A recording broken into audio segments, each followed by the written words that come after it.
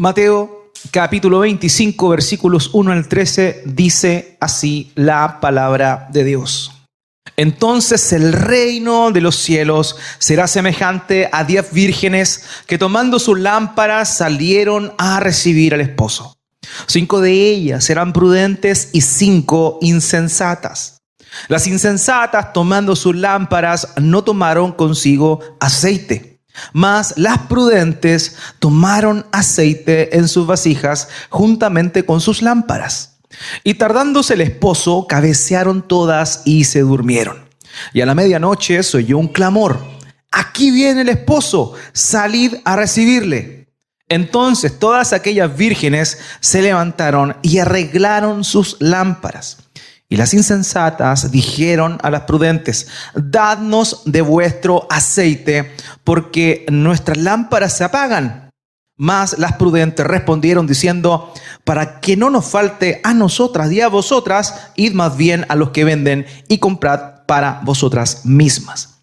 Pero mientras ellas iban a comprar, vino el esposo, y las que estaban preparadas entraron con él a las bodas, y se cerró la puerta.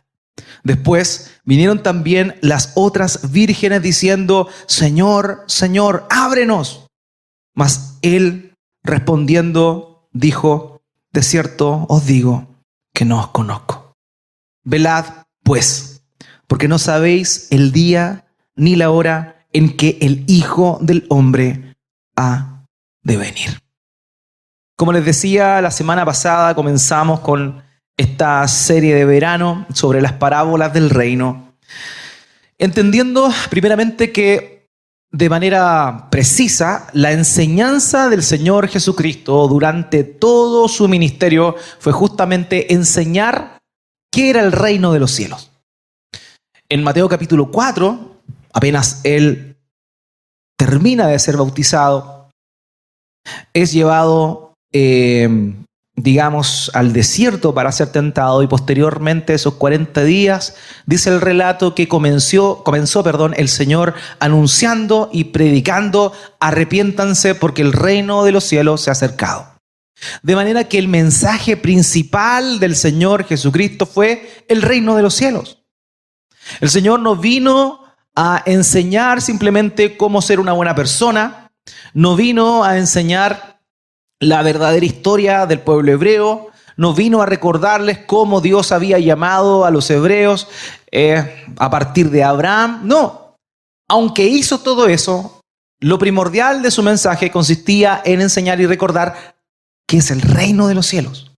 Y hoy ese mensaje sigue siendo atingente y contingente para cada uno de nosotros. El mensaje del reino de los cielos, el reino de Dios. La semana pasada comenzamos hablando de la parábola del sembrador, que muchos estudiosos denominaron la parábola de las parábolas. ¿Por qué razón? La razón es sencilla: porque el propio Señor Jesucristo les dijo a sus discípulos: si ustedes no entienden esta parábola, ¿cómo van a entender las otras?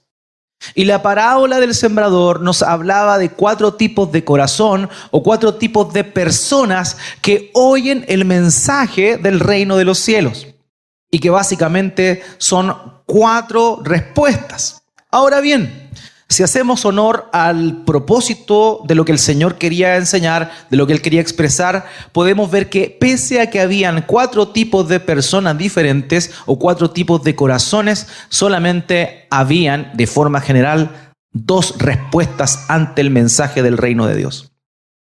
El primero, y representado por las primeras 3 semillas, es decir, aquellos que cayeron junto al camino, aquellos que cayeron entre piedras y aquellos que cayeron entre espinos, es una representación de 3 formas distintas de no recibir el mensaje del reino de Dios.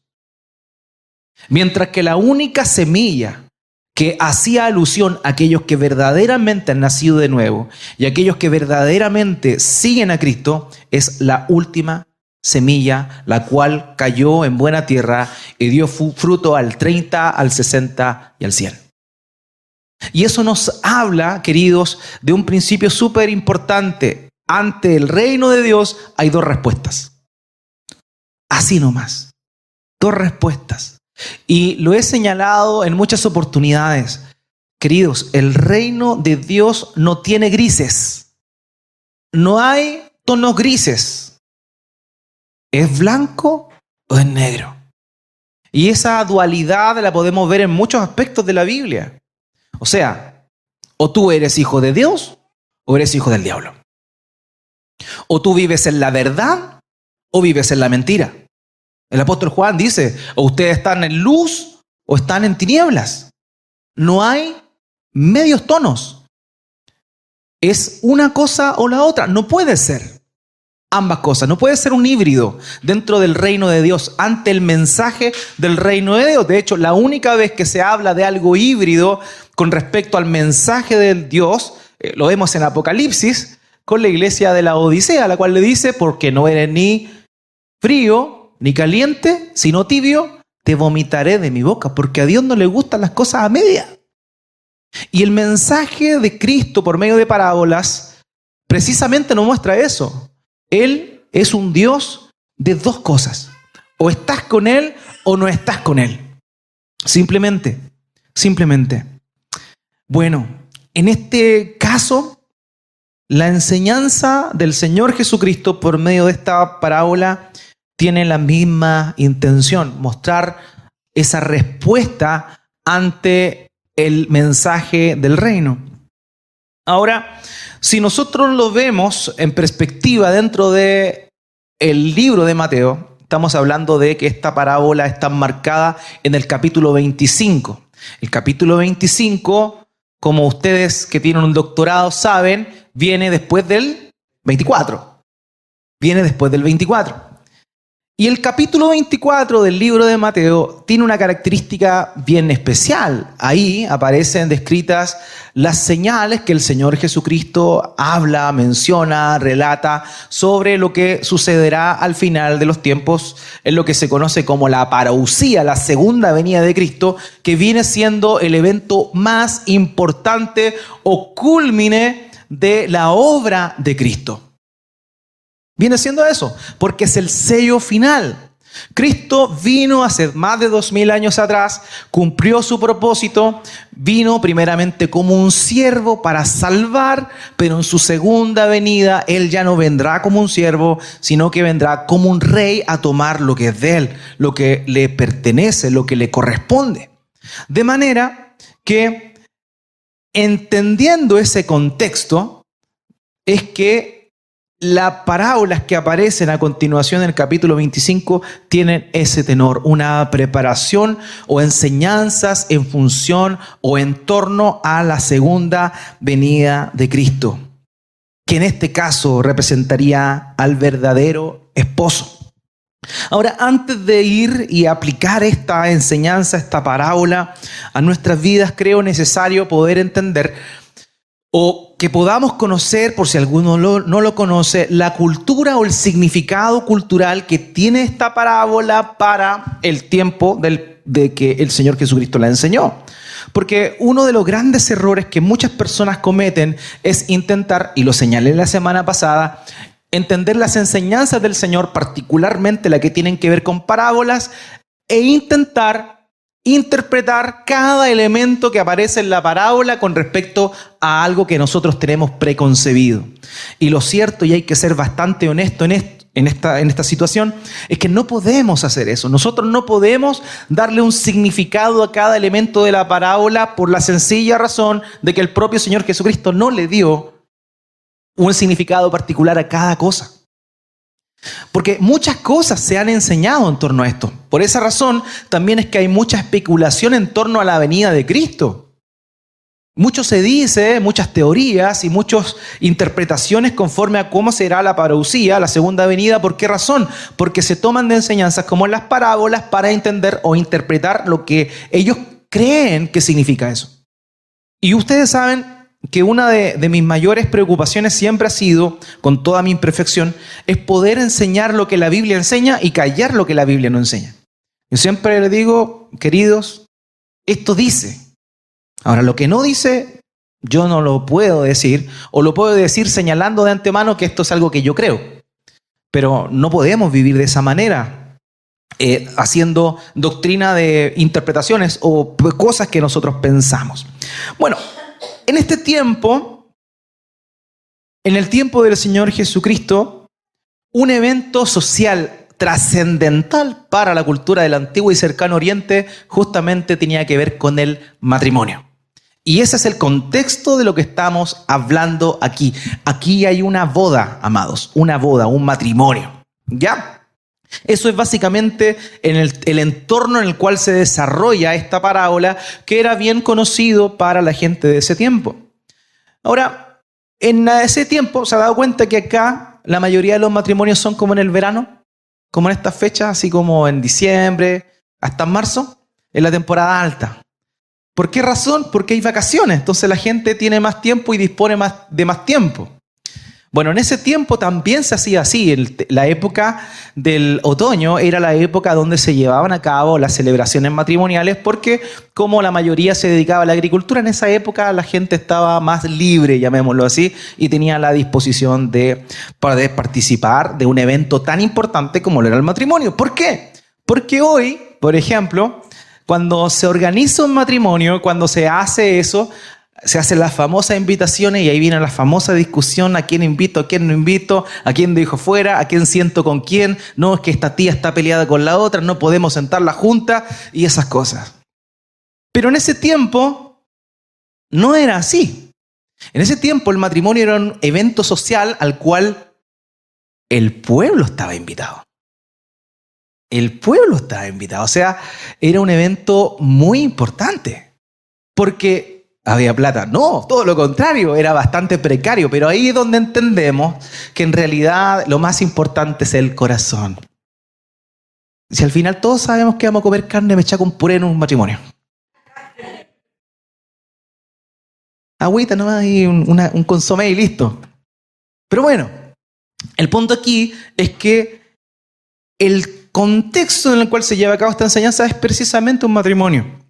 Ahora, el matrimonio en ese tiempo constaba de 3 etapas. No es como ahora es distinto, pero en esa época y en aquella cultura habían 3 etapas. La primera etapa era la promesa del matrimonio, donde 2 familias se reunían, los padres de familia se reunían y acordaban casar a sus hijos.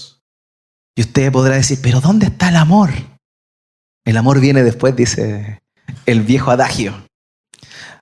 Por conveniencia, por una cuestión familiar, se unían 2 familias y decían, bueno, tú tienes un hijo, yo tengo una hija, perfecto. Comprometámoslos en matrimonio. ¿Qué mejor negocio? Bueno, y vamos a entender que habían implicaciones socioeconómicas importantes en eso. Las mujeres aproximadamente a partir de los 12 años ya estaban listas para casarse y el hombre debía tener por lo menos 18 años para poder contraer matrimonio con una mujer. Esto porque se entendía que el varón era el responsable de dar sustento económico a su esposa. Por tanto, desde los 12 años en adelante, la mujer estaba en edad de entrar en un matrimonio. Ahora, en esta primera etapa, que era el compromiso, se firmaba un compromiso y el padre del novio daba una dote, una suma importante de dinero a la familia de la mujer, con el propósito de alguna manera solventar la pérdida económica que tenía para una familia el hecho de que una hija no estuviera más en casa. Porque una mujer en casa era fuerza de trabajo para la casa.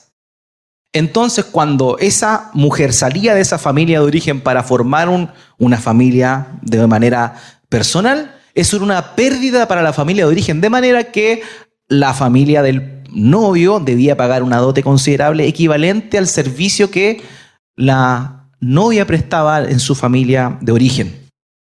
Ahora, esto era sellado por la paga de la dote, como le decía yo. Esa era la primera etapa, ¿ya? Donde se firmaba o se hacía eso. Se llevaba esta celebración formal. La segunda parte del matrimonio era lo que se conoce como el desposorio. Y esta correspondía a un intercambio de votos públicos entre el novio y la novia. Se hacían regalos entre ellos y a partir de ese momento ellos estaban socialmente casados. ¿Ya? O sea, a partir del momento del desposorio, esta segunda etapa, ellos ya estaban casados delante de la sociedad. No olvidemos que el matrimonio tiene una connotación social importante, no solo en ese tiempo, sino también ahora. Y luego de eso, esto fue, por ejemplo, el estado en el cual se encontraba José y María cuando se enteraron de la noticia que María estaba encinta. Ellos ya estaban desposados, es decir, socialmente ya estaban casados. Y lo que quería hacer José en ese momento era dejarla en secreto, que básicamente consistía en, antes de la consumación final, que es la tercera etapa del matrimonio, dejarla en secreto haciendo una carta de divorcio. Pero ahí donde el ángel del Señor se le aparece y le dice que no, que el bebé que tiene en su vientre es concebido por parte de Dios. Eso fue. En esa condición se encontraban José y María cuando se enteraron de la noticia del embarazo de María. Bueno, y la última etapa del matrimonio era la famosa fiesta de bodas. En esta podía ocurrir inclusive un año después del desposorio, porque era la época en la cual ya estaba todo comprometido y el esposo se preparaba y construía una casa. Preparaba un lugar donde el matrimonio pudiese empezar a vivir su vida familiar. Como dice el viejo refrán, el que se casa, casa quiere. Eso sirve en todo lugar de Chile, menos en Antofagasta. Porque los pobres papás tienen como hasta 5 pisos ahí con todos los hijos que tienen viviendo con ellos. En todo lugar del mundo sucede eso, ¿sí o no? Dígame. Eso pasa en todo lugar del mundo, menos en Antofagasta. En fin. Ahora bien, en ese momento de la celebración de la boda es cuando recién se consumaba el matrimonio. Es decir, ahí recién tenían relaciones íntimas y se sellaba de forma definitiva el matrimonio. El contexto entonces de lo que estamos viendo aquí en esta parábola corresponde a la fiesta. Esta última etapa donde ellos ya estaban desposados y donde nos encontramos ahora. Ahora, esta parábola puede sonar de pronto un poco, o puede generar un poco de conflicto por no entenderla bien, y sobre todo porque habla de un concepto de vírgenes. Habla de las 10 vírgenes. O sea, no falta el profeta chanta que dice, mire, hay un esposo y hay 10 vírgenes, puede tener 10 esposas. No, no está hablando de eso. Las vírgenes son las amigas de la novia que probablemente en este caso haga una alusión a las damas de honor. ¿Se ha dado cuenta que ahora los matrimonios, copiando los gringos evidentemente, tienen esto de las damas de honor? Bueno, 10 jovencitas, en ese tiempo se usaba mucho, que no estaban casadas, eran las damas de honor, amigas de la novia que básicamente la acompañaban. Entonces, la costumbre señalaba lo siguiente. Nadie sabía la fecha exacta de la celebración, se tenía como una idea, ¿ya? Pero cuando ocurría la celebración, la fiesta, pasaba algo importante. El novio salía de su casa y un grupo de amigos cercanos al novio y la gente del pueblo también se sumaba con antorchas, no con lámparas. Antorchas, dicen los descubrimientos más prontos o más cercanos a esa época, salían con antorchas a acompañar el trayecto en el cual el novio salía de su casa e iba a la casa de la novia y luego juntos se iban a la nueva casa donde iba a ser el banquete. No había luna de miel, los novios no se iban los invitados y quedaban en la casa del matrimonio. Bueno, cosas que van cambiando. Ahora, estas amigas de la novia bien sabían que para poder participar de esta festividad, incluso algunos autores señalan que en esa época la fiesta de los matrimonios se le decía la fiesta de las luces, porque era común para participar tener su antorcha encendida. Entonces, lo más sabio o lo más común, lo más normal, era que todos los invitados tuviesen sus antorchas para poder participar de esa procesión y finalmente entrar al lugar donde iba a ser el banquete. ¿Ya? Entonces, esta enseñanza lo que finalmente nos muestra es lo necesario que es estar listo para la venida del Señor Jesucristo. Y honestamente, al igual como casi todas las enseñanzas de las parábolas, hay dos maneras de afrontar este evento. Por eso el sermón de esta mañana tiene por título Estar listo, más que nada desafiándonos ante cuál es la postura que tenemos o en qué situación estamos hoy para el retorno del regreso, el regreso del Señor Jesucristo. Por tanto, hay dos maneras en las cuales nos puede encontrar esto. En primer lugar es preparado, o en segundo lugar, relajado. ¿Podemos estar preparados o podemos estar relajados? Queridos, vamos entonces a ver, en primer lugar, a identificar acá a estas mujeres, las 5 que eran prudentes, y las vamos a delimitar como aquellas que estaban verdaderamente preparadas. Ahora, cuando hablamos del retorno de nuestro Señor Jesucristo, debemos reconocer que es una doctrina fundamental de la iglesia cristiana. Si alguien no cree que Jesucristo volverá por segunda vez, esa persona no es cristiana. Así de sencillo. Así como aquel que no cree que Dios es uno y tres, uno en esencia y tres en persona, no es cristiano. De la misma manera, aquel que no cree en el regreso del Señor Jesucristo no es cristiano. Por tanto, el clímax de la revelación divina consiste precisamente en el evento de la segunda venida. Y por eso es que vemos autores del Nuevo Testamento recordándonos continuamente eso. Fíjese lo que dice Romanos capítulo 13, versículo 11. Romanos 13, 11, Pablo le escribe a la iglesia en Roma, una iglesia que no conocía, y le dice lo siguiente: y hagan todo esto, conociendo el tiempo, que ya es hora de despertarse del sueño. Porque ahora la salvación está más cerca de nosotros que cuando creímos. Pablo incita y prepara a los romanos para que despierten de su sueño. No se relajen, les dice. Queda poco, porque si ya ha pasado tiempo desde que la promesa está dada, queda mucho menos tiempo. Por tanto, no se relajen, el Señor Jesucristo volverá. Gracias por ese amén solitario.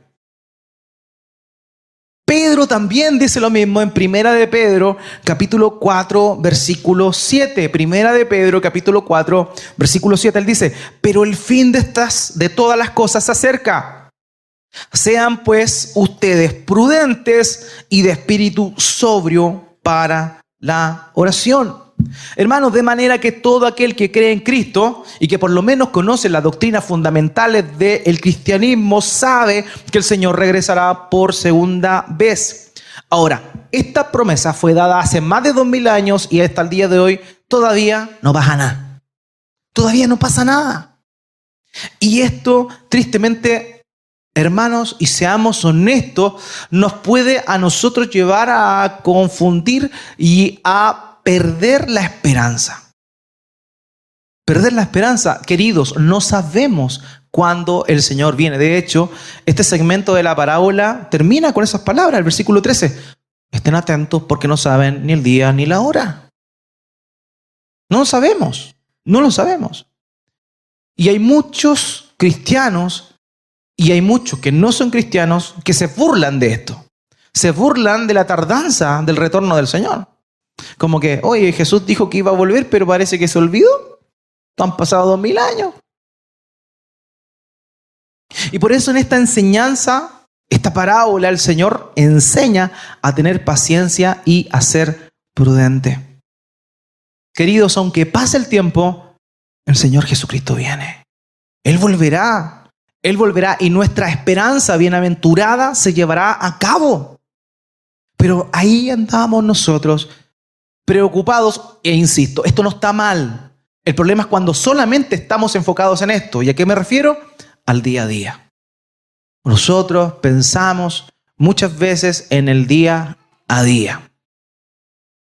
Y estamos tan ensimismados, estamos tan preocupados de lo que viene mañana, de lo que viene el otro mes, de lo que viene en 10 años más. ¿Cómo voy a pasar mi vejez? ¿Dónde pasará mi vejez? Lo cual es lícito, es válido, no es pecado, hermano. Aquí no somos de ese tipo de personas. Está bien, hay que prepararse, no lo sabemos. Pero eso no puede ser el centro de nuestra preocupación. Eso es algo secundario, debería pasar a un segundo lugar porque nuestra esperanza es la siguiente. Queridos, no sabemos ni el día ni la hora de cuando nuestro Señor vuelva por nosotros. De manera que la forma en la cual un cristiano debe vivir es con una noción de la venida del Señor Jesucristo. Los teólogos le llaman esto el ya, pero todavía no. El ya, pero todavía no. Jesucristo ya viene, pero todavía no ha llegado. Y esto nos debe tener a nosotros en una tensión entre proyectarnos a vivir una vida bien acá, pero a prepararnos que en cualquier momento Dios puede disolver esos planes y establecer su reino, lo cual es mucho mejor. No podemos ser despreocupados, no podemos cometer el error que cometieron los tesalonicenses, que el apóstol Pablo escribe la segunda epístola porque los tesalonicenses entendieron mal el momento de la segunda venida y pensaron, haciendo caso a algunas enseñanzas que circulaban, que el Señor Jesús ya había venido o que estaba muy pronto. Entonces, ¿qué es lo que pasaba? Muchos de ellos dejaron sus trabajos, muchos de ellos empezaron a vivir desordenadamente porque decían, el Señor ya viene, así que ¿para qué? ¿Para qué vamos a trabajar si el Señor ya viene? ¿Para qué vamos a tener hijos si el Señor ya viene? Y cosas por el estilo. Y Pablo escribe su segunda epístola precisamente para poder corregir eso. No, el Señor viene, ¿cierto? Van a suceder algunas cosas, pero tranquilo, tenemos que vivir responsablemente en este mundo. Por tanto, la doctrina de la segunda venida de Cristo no es una doctrina escapista. No nos lleva a nosotros a escapar de este mundo y decir, pero si el Señor viene mañana, da lo mismo. Saco todos los fondos de la AFP nomás, no importa. No importa, si total no voy a llegar a viejo. No, es un llamado a vivir en esta tensión. Ya, pero todavía no. Ya, pero todavía no. Pero ¿qué pasa? Nosotros somos tan así, y aquí donde les recuerdo, que nuestro buen Señor nos compara con ovejas. Y yo les dije cuáles eran las características de la oveja. ¿Se acuerdan? Hedionda y fea. No, aparte de hedionda y fea, las ovejas son tontas. No pueden hacer muchas cosas a la vez. No pueden caminar y masticar chicle, como muchos de los varones que estamos acá. No se puede. Y las ovejas tenemos esa característica. Entonces, ¿qué pasa? Nosotros tenemos la tendencia de irnos por un lado. El Señor Jesús ya viene, entonces estamos y no proyectamos, no planificamos y vivimos como si ya. Hermano, yo he escuchado por más de 20 años pastores decir, ya viene Cristo, el tercer templo se está construyendo, miren. Han pasado más de 20 años y yo soy joven. Hay otros que han escuchado esto por 60 años y todavía no pasa nada con el tercer templo. Entonces, el cristiano tristemente tiene la tendencia a volcarse a una sola cosa. No, ya viene Cristo, ya viene, y se olvida de cómo vivir en este mundo. Por otro lado, el otro extremo es el todavía no. Acuérdense, ya, pero todavía no. El todavía no, pero falta todavía para que Cristo venga. Sí. Porque si se ha demorado ahora 2000 años, ¿por qué no se va a demorar 1000 años más? Si total, para el Señor, 1000 años son como un día. Así que Él bien puede demorarse esto. No, amados, ni para allá ni para acá. Tenemos que vivir ya, pero todavía no. En esa inmanencia, en esa sensación de que el reino de Dios va a desenvolverse acá. Este mundo va a terminar, puede ser mañana, puede ser pasado, en 1000 años más, no lo sabemos. Pero debemos vivir con esa tensión. Y por eso Pedro en su segunda epístola, en el capítulo 3, versículos 8 al 10, dice: pero amados, no ignoren esto, que para el Señor un día es como 1000 años y 1000 años como un día.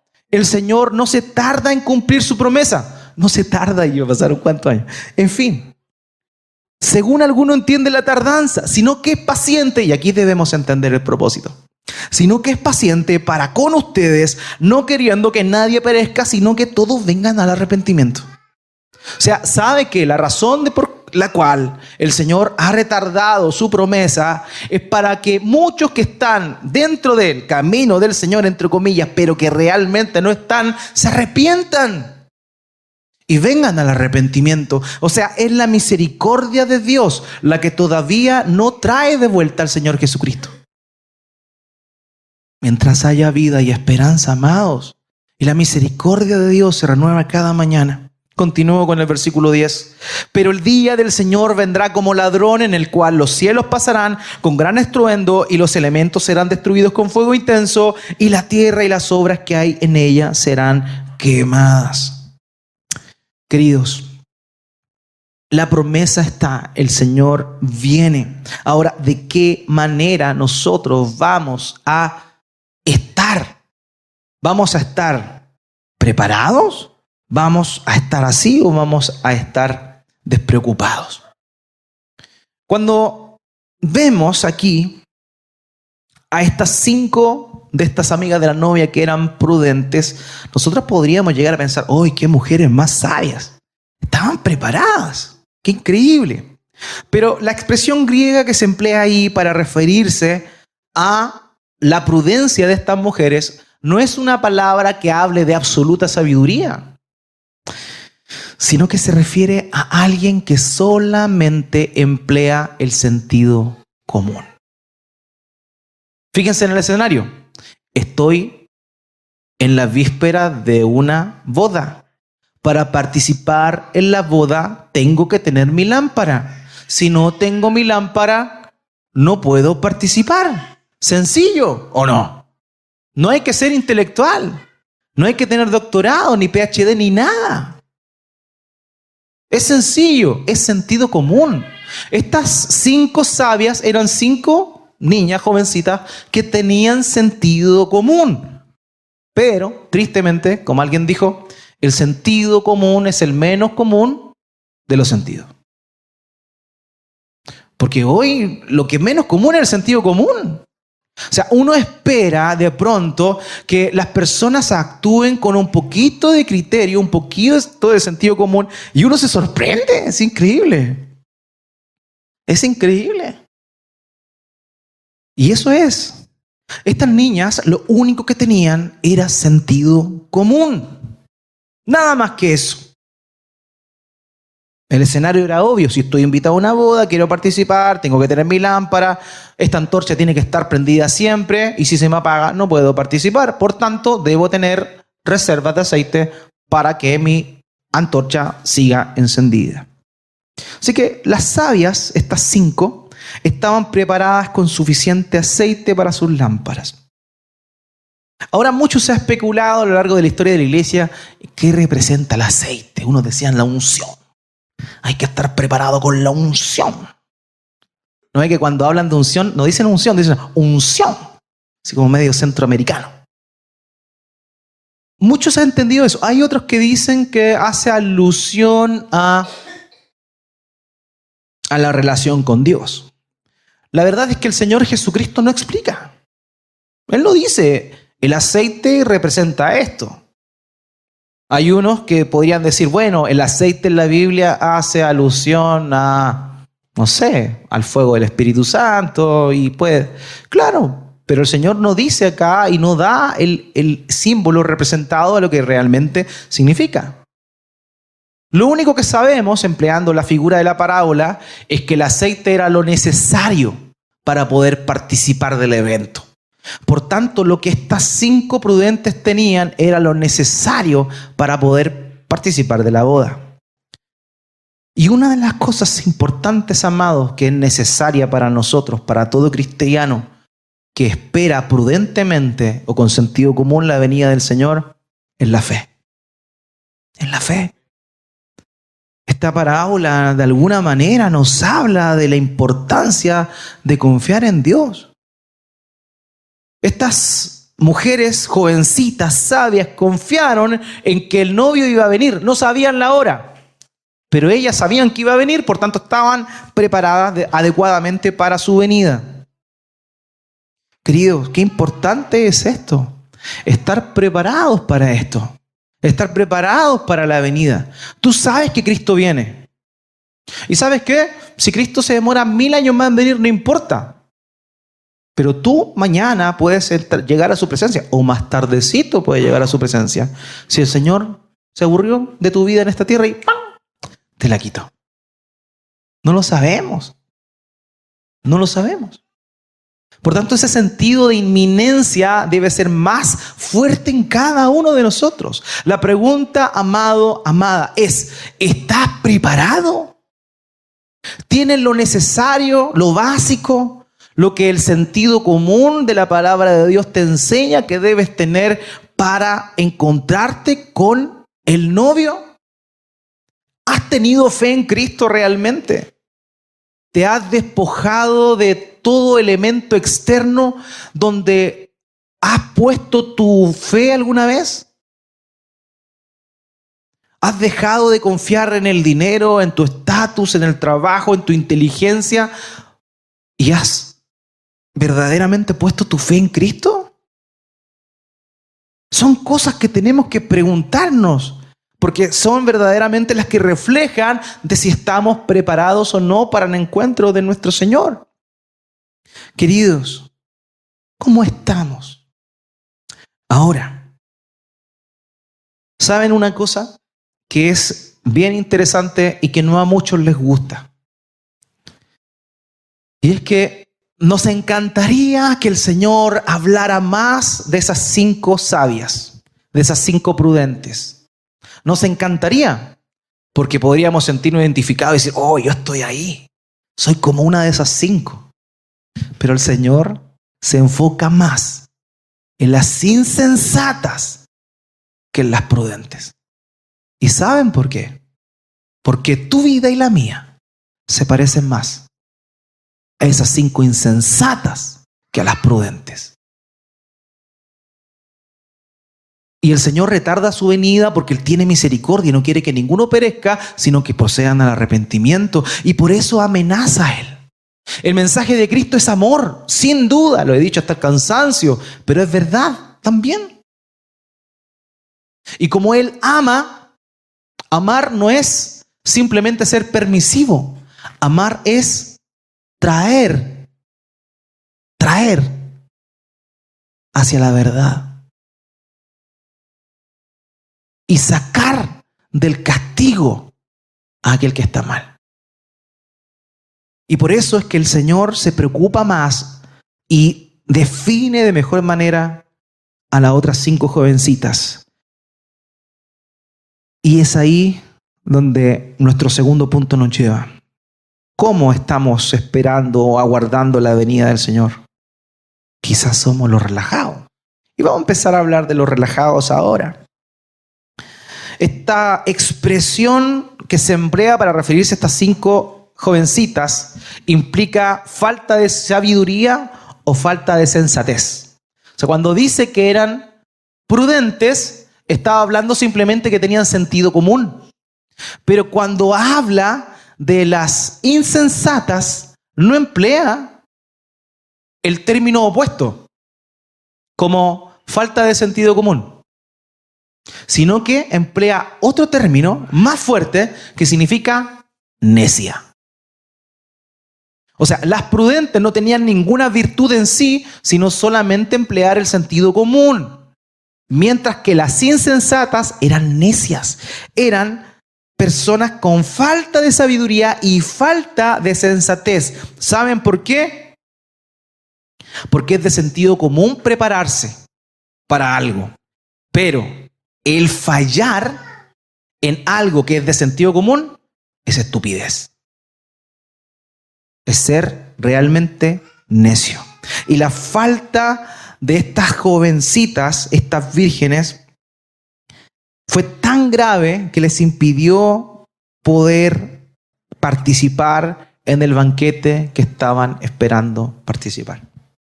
Y de aquí sacamos 3 lecciones, amados, que quiero manifestar en este momento. La primera de ellas es justamente la negligencia espiritual. La negligencia espiritual. Ellas sabían que el novio venía. sabían lo que necesitaban. Y a pesar de estar esperando la llegada del novio, no se preocuparon por estar preparadas para ese evento. Y eso se llama negligencia. Queridos, quizá tú, yo, podemos estar teniendo negligencia espiritual en cuanto a nuestra comunión con Dios. ¿Cómo vamos a saber, cómo vamos a percibir que el Señor viene si no estamos comunicados con Él? Si no estamos en conexión continua con Él. Esa negligencia de nuestra parte, de saber lo que tenemos que hacer y no hacerlo. Eso es lo más terrible, amados. Sabemos intelectualmente lo que tenemos que hacer y no lo hacemos. Eso es tremendo. Esa negligencia, ese descuido voluntario, deliberado. En segundo lugar, la falta de previsión. La falta de previsión, porque fueron negligentes, pero también no se preocuparon de asegurarse de tener el suficiente aceite para el momento que aguardaban y finalmente se quedaron sin él. Tal vez tú puedes estar pasando por un momento de falta de previsión y ¿a qué lo quiero aplicar? Quizá tú un día decidiste y dijiste, quiero seguir a Cristo, voy a seguirle, voy a ir hasta el final.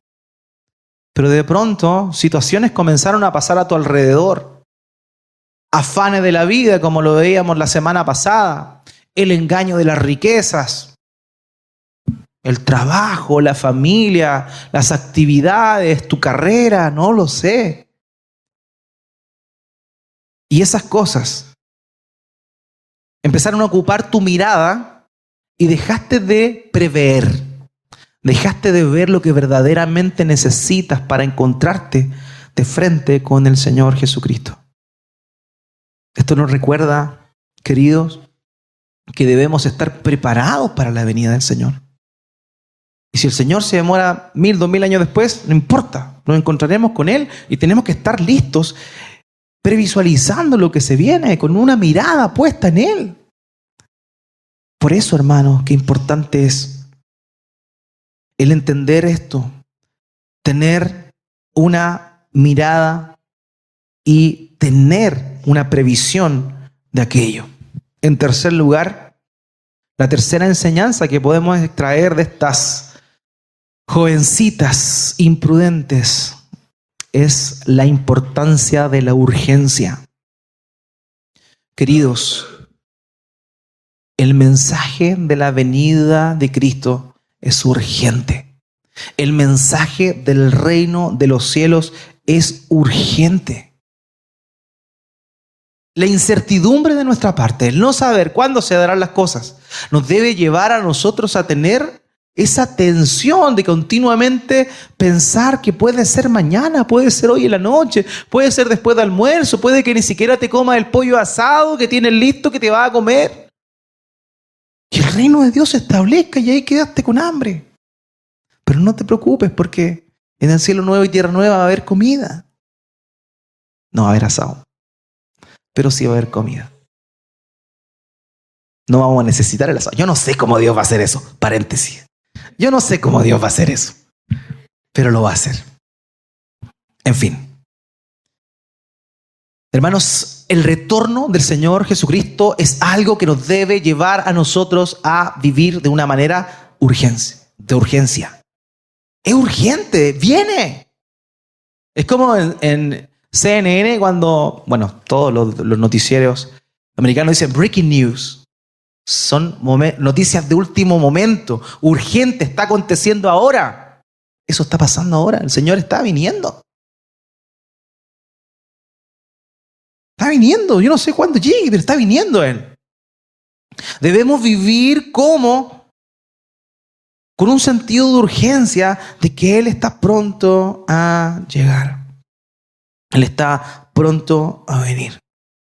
Estas vírgenes insensatas Finalmente, por falta de urgencia, por falta de previsión y también por una negligencia espiritual, cuando llegaron, luego de haber ido a buscar aceite, cuando llegaron a la fiesta, quedaron fuera de aquel momento tan esperado por ellas. Se perdieron el momento crítico que todos esperaban y que ellas también esperaban. Y ofendieron la dignidad del esposo a tal punto, amados, que él señala las palabras más fuertes que podemos encontrar de los labios del Señor Jesucristo. Mateo 25:12. Ellas van y le dicen: Señor, Señor, ábrenos. Y él responde lo siguiente: en verdad les digo que no las conozco. Todo esposo o todo novio conoce a las amigas de su novia. Pero la falta de respeto fue tan grande que cuando ellas llegaron a tocar la puerta, él les dijo: ¿Hello? ¿Ustedes quiénes son? No las conozco. Querido, es muy probable que cuando el Señor venga, muchas personas, bueno, aquí somos poquitos, algunas personas de los que están aquí sentados, reciban estas palabras de parte del Señor. Y eso es terrible. Eso es terrible. Puede que mucha gente, porque ellas le dicen: Señor, Señor. Y él les dice: no las conozco. Hay mucha gente que, creyendo estar bien con el Señor, van a encontrarse en aquel momento con una noticia que les va a dar un balde de agua fría.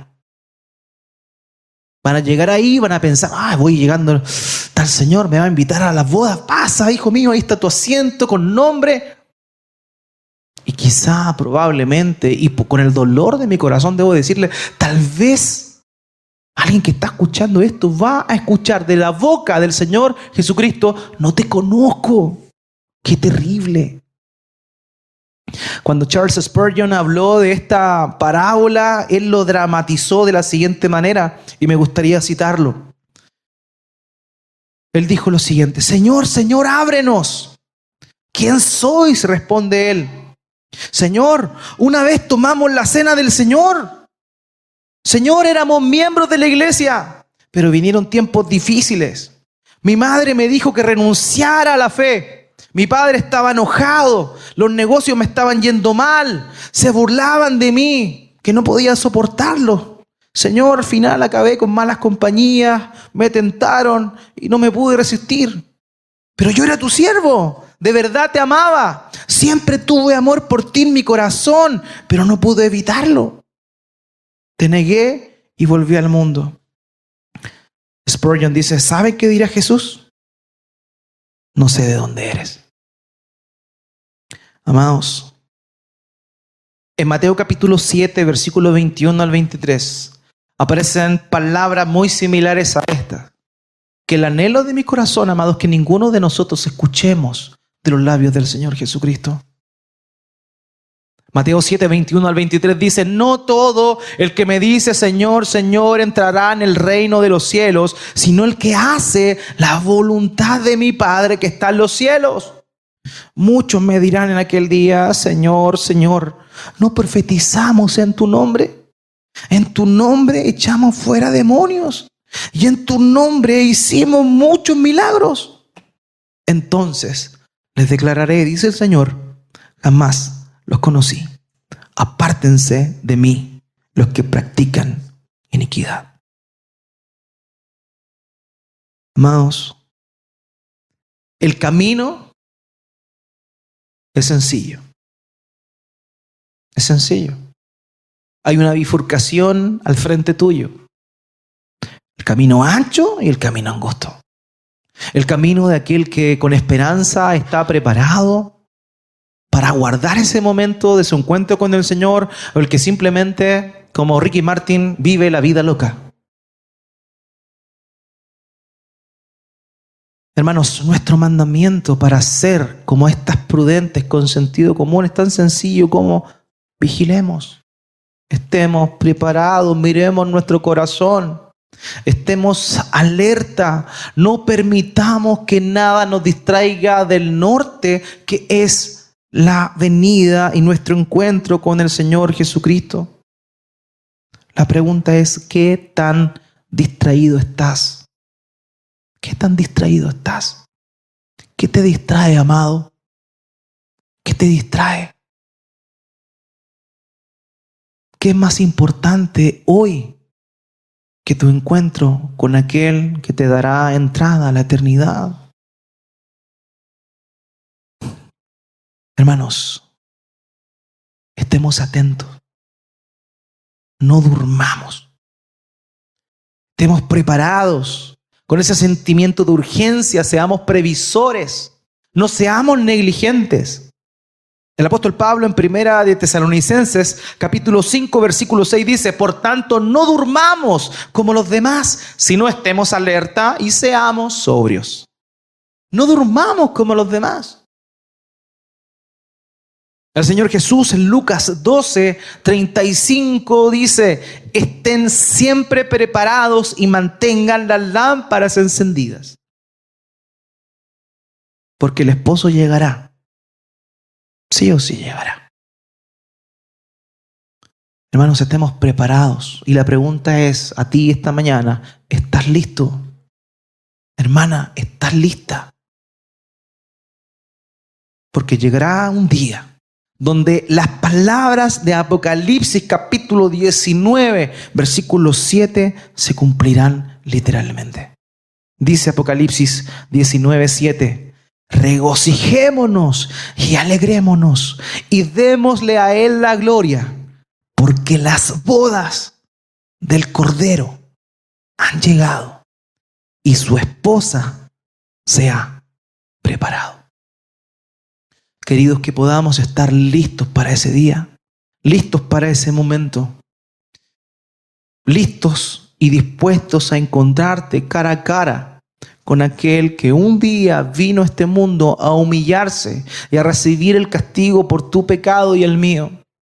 Aquel que se entregó, aquel que se negó a sí mismo, aquel que estando en un momento de tensión le dijo al Padre: Padre, si es posible, voy a parafrasear entendiendo la idea: Padre, si es posible, no me hagas cargar la culpa del pecado de todos ellos, pero no se haga mi voluntad sino la tuya. Estando en esa situación, Él entendió que la voluntad del Padre era llevar tu pecado y el mío. Y Él lo hizo, Él lo cargó, Él pagó la deuda y viene por segunda vez. ¿Cómo estás para enfrentarte a aquel que se derramó y se entregó por ti? ¿Estás listo? Que el Señor nos ayude. Oremos al Señor.